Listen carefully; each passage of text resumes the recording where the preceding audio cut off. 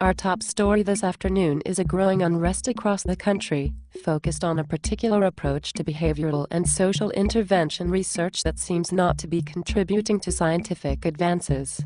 One controversial figure in behavioral science coined the term spaghetti and meatball science to describe complex conceptual models in which every variable is related to every other variable. It appears that after years of encouraging a change in this approach through publications and presentations, Dr. Mechanism at Yale University decided that a revolution was the only way to get rid of spaghetti and meatball science. This revolution has made its way into the mainstream media now. Here is a clip from today's talk show with Mr. Comedian. My fellow concerned citizens of this great country, you may have heard that one of our greatest American traditions is coming under attack. Nation, our scientists are trying to take away our spaghetti and meatballs. These scientists claim that spaghetti and meatball science doesn't help us intervene to improve health. This brings me to the word of the day, science-ish. Nation, I say if we can publish it, there must be enough science in there for someone. I mean, do we really want to require every intervention study to have a clear theoretical rationale and a design that tests it? Isn't it enough that our intervention studies reference tried and true concepts like socio-ecological and readiness to change and cognitive behavioral? Friends, I say, leave those scientists alone and let them do whatever science-ish studies they want to. And that is the word.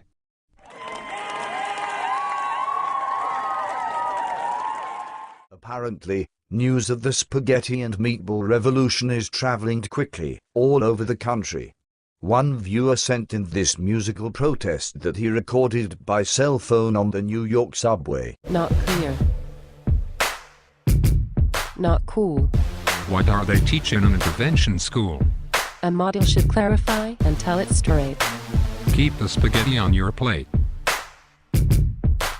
And the Association for Film Preservation uncovered a rare film segment of preeminent scientist, Dr. Relativity. This short film suggests that understanding mechanisms has been an important part of the scientific conversation for a long time. We are on the verge of a revolution in science. However, as we learn more and more about the complexities of the world, we must not give in to fuzzy thinking. Any intelligent fool can make things bigger and more complex. It takes a touch of genius and a lot of courage to move in the opposite direction.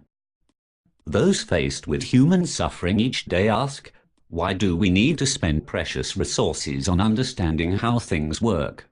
Isn't it enough to relieve suffering? I answer them in this way. For those whose suffering is relieved, it may be enough. But, for all others, for others who are suffering, for those who want to provide relief, and for those who hope to learn from past efforts to relieve suffering, it is not enough. We must follow the example of Sir Isaac Newton and understand that, if we are to see further into our scientific future, it will be by standing on the shoulders of giants. Giants of science who paid attention to how things work, at the same time they were tending to suffering. Giants who leave us a legacy of genuine understanding, which, after all, is our greatest tool to relieving suffering.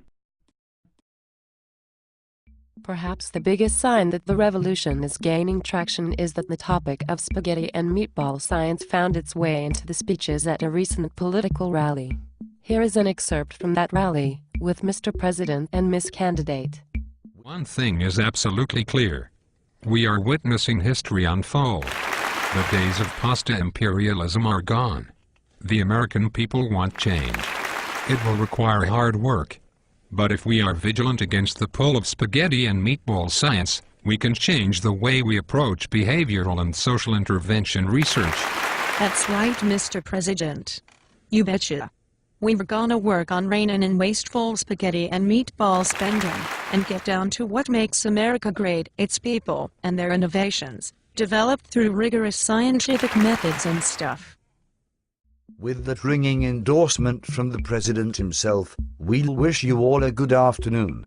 Tune in at the 11 o'clock hour for more developments in the behavioral and social intervention research revolution.